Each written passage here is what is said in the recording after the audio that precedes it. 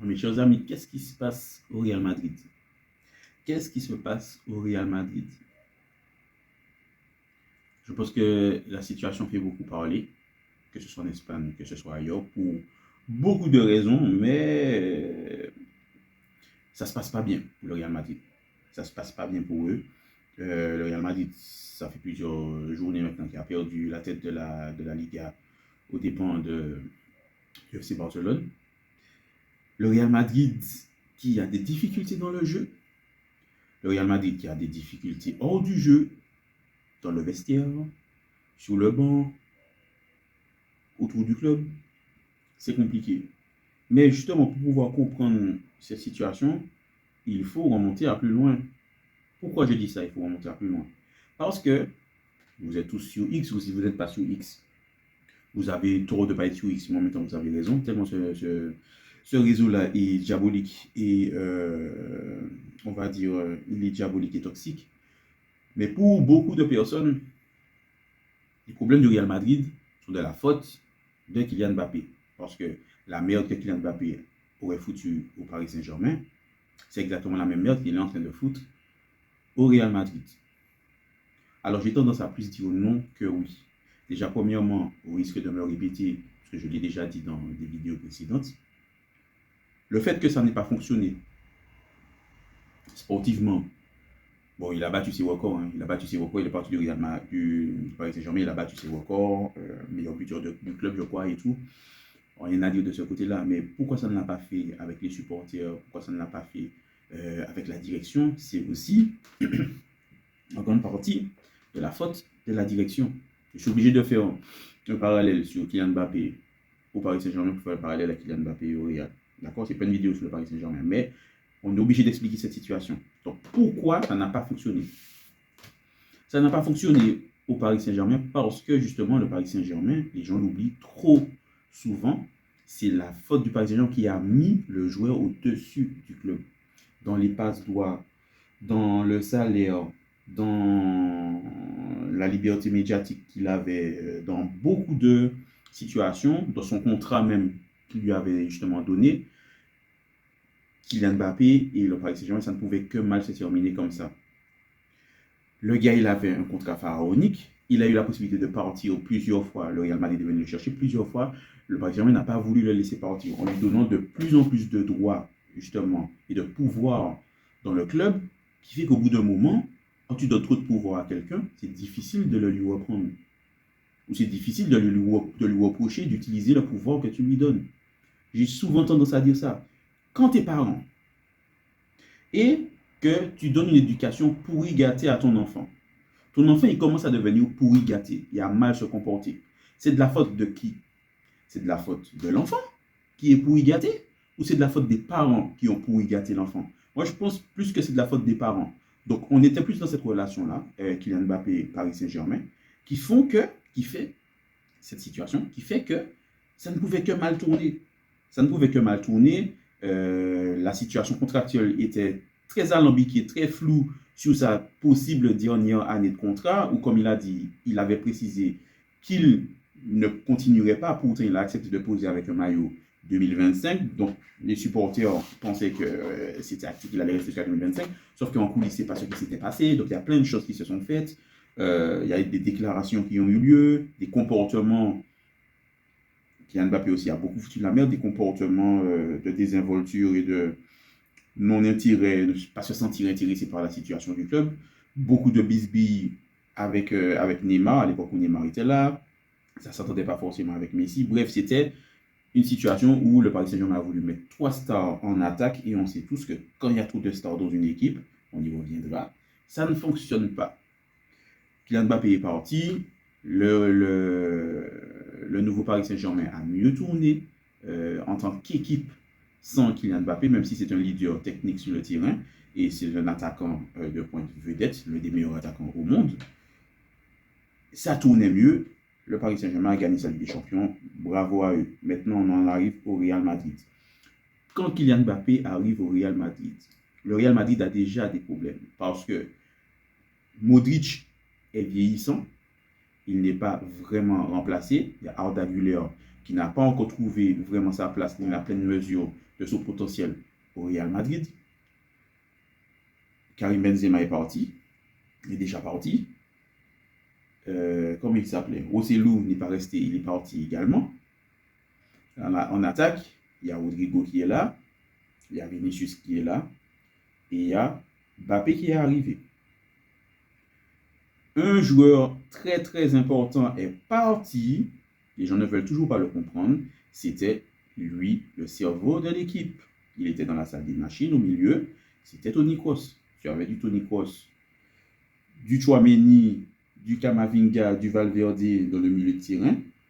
Mais tu avais surtout du Toni Kroos, quand c'est lui qui décidait des matchs. C'est lui qui décidait du tempo des matchs, c'est lui qui décidait si ça devait aller plus lentement, si ça devait être accéléré. Par sa vista, sa capacité de passe, sa qualité de frappe également, c'était le cerveau de l'équipe.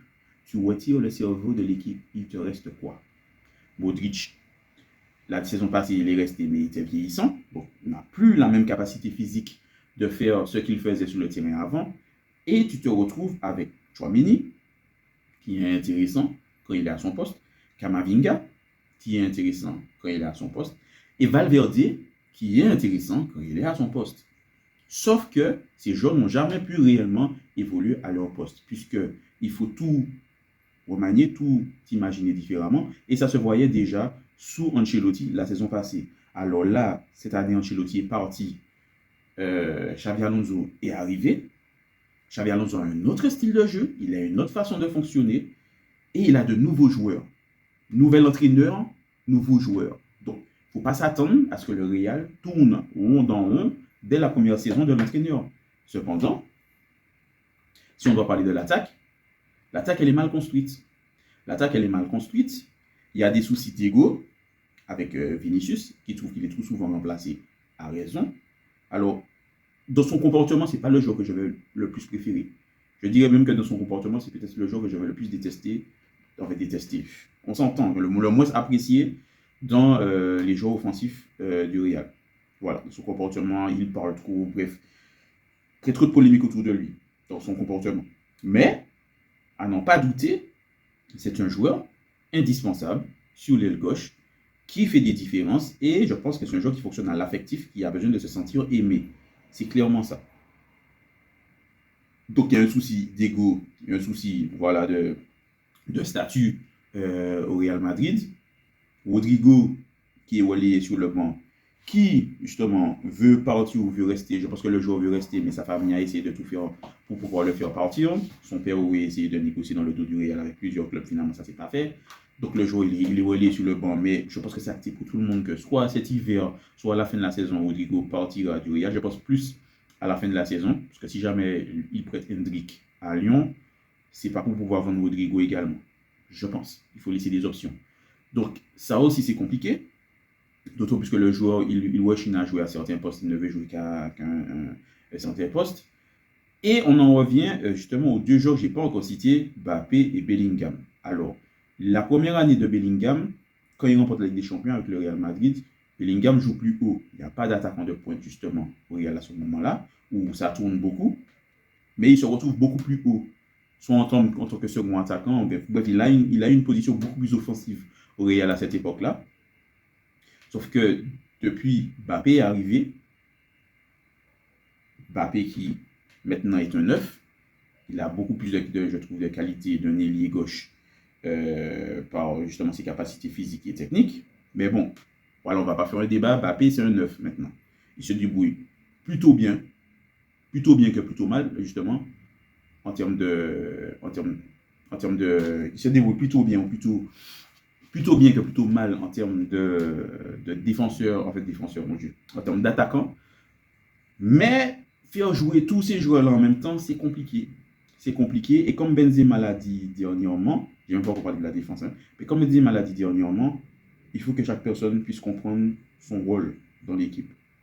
Quand tout le monde aura compris son rôle dans l'équipe, à ce moment-là, l'équipe, elle va mieux tourner.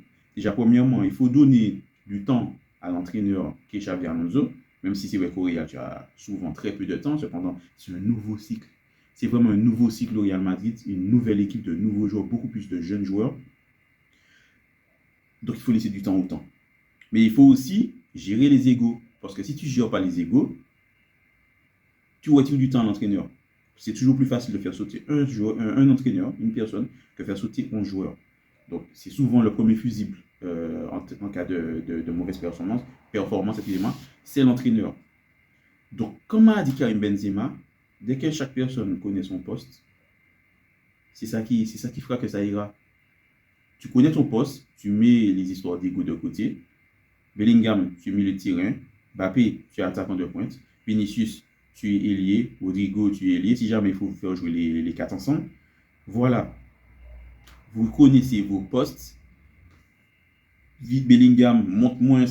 Tu as mis le terrain. C'est toi qui dois être justement une lampe de lancement pour pouvoir lancer tes attaquants. C'est pas toi qui dois te retrouver forcément à la finition de l'action. Bref, tout le monde doit trouver sa place. C'est simple de dire ça comme ça. Et visiblement, au Real, ils ne l'ont pas compris. Mais c'est simple.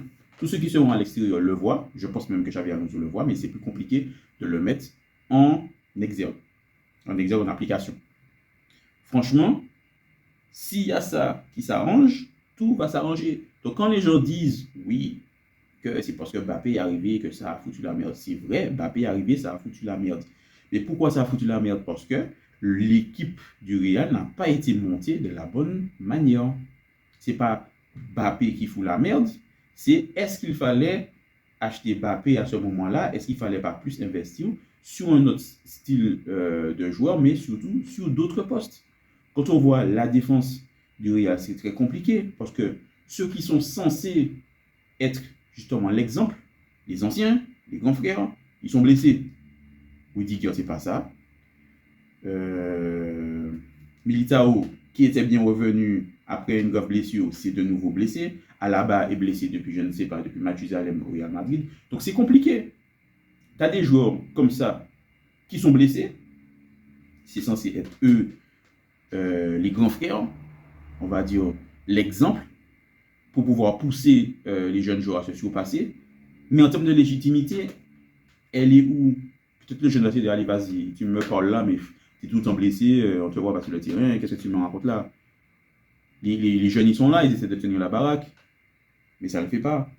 Ça ne le fait pas parce que il n'y a pas ce lien-là. Il n'y a pas ce lien-là. À l'époque, quand tu avais un Cristiano Ronaldo qui est arrivé au Real, ou quand tu as d'autres jeunes joueurs qui sont arrivés au Real, tu avais des tauliers, tu avais des Marcelo, tu avais des Sergio Ramos, tu avais des Pepe, pour ne citer que d'autres joueurs qui étaient là pour montrer l'exemple sur le terrain, mais à l'extérieur également pour pouvoir dire, hey, le comportement que tu as là, je ne suis pas tout d'accord avec. Ça, voilà, l'institution avant tout, et ci et ça. Mais là, il n'y a pas ça. Tu as une équipe de jeunes, et les stars même dans l'équipe, ce sont des jeunes.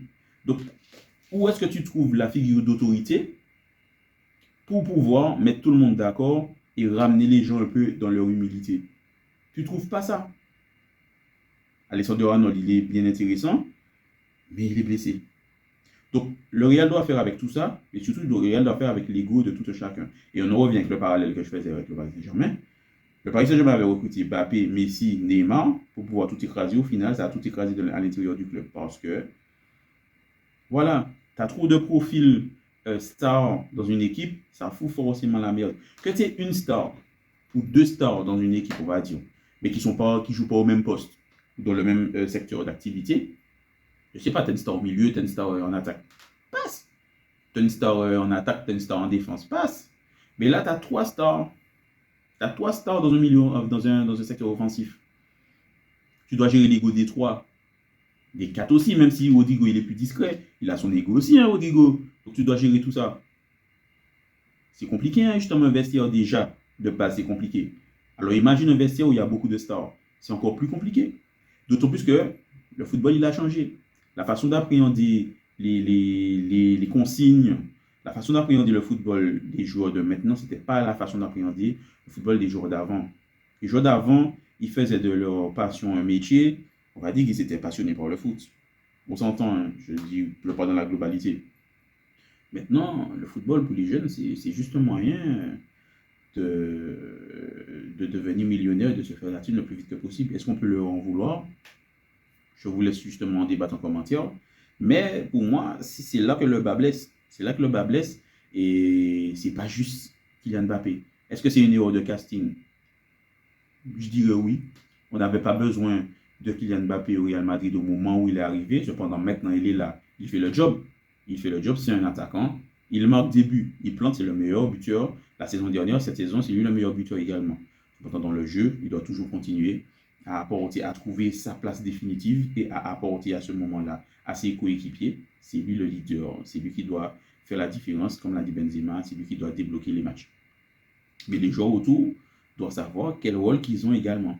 Ça va de pair. Donc, quand les gens disent c'est de la faute de Benzema, je ne suis pas de Benzema, de Kylian Mbappé, je ne suis pas d'accord. À bien des égards, il est fautif, hein, Mbappé. Mais sur le coup, non, je suis désolé. L'histoire, ouais, le dictateur ici et ça va 2 minutes. C'est pas le gars qui a le comportement le plus parfait. C'est pas le genre idéal qu'on veut nous faire penser. En fait, on voulait nous faire penser à l'époque, mais bon, voilà, au bout d'un moment, la personne veut révéler son vrai visage. Soit peut-être un peu un connard en privé, mais bon, là, je parle uniquement du factuel et du sportif. Mbappé n'est pas le problème ou n'est pas le seul problème de ce Real Madrid. Donc, il va falloir aussi que Xavi Alonso se réinvente. Si jamais tu n'as pas les joueurs pour pouvoir jouer comme tu jouais avec Leverkusen les années d'avant, frère, adapte-toi et trouve une solution. Mais adapte-toi vite. Tu ne peux pas, on est à la moitié du championnat et ne pas avoir d'équipe type, de schéma tactique type. Pour la défense, à la limite, je peux comprendre. Tu as été blessé. Mais en attaque, il faut trouver des certitudes et s'y tenir et faire fi des égaux. Parce que si à chaque fois tu souffles le chaud et le froid, mon gars, au Real Madrid, c'est pas Real, hein, c'est Game of Thrones. Hein. Du jour au lendemain, ta tête elle va sauter. Donc voilà, un peu pourquoi, pour toutes les raisons que j'ai évoquées, pourquoi ça ne se passe pas trop bien au Real Madrid. Comment ça va se passer sur la deuxième partie de saison? Est-ce que ça va plus ou moins bien se passer? Nous verrons. Je vous laisse le soin d'en débattre et de mettre ce que vous en pensez en commentaire. Je vous donne rendez-vous pour une prochaine vidéo. D'ici là, prenez soin de vous.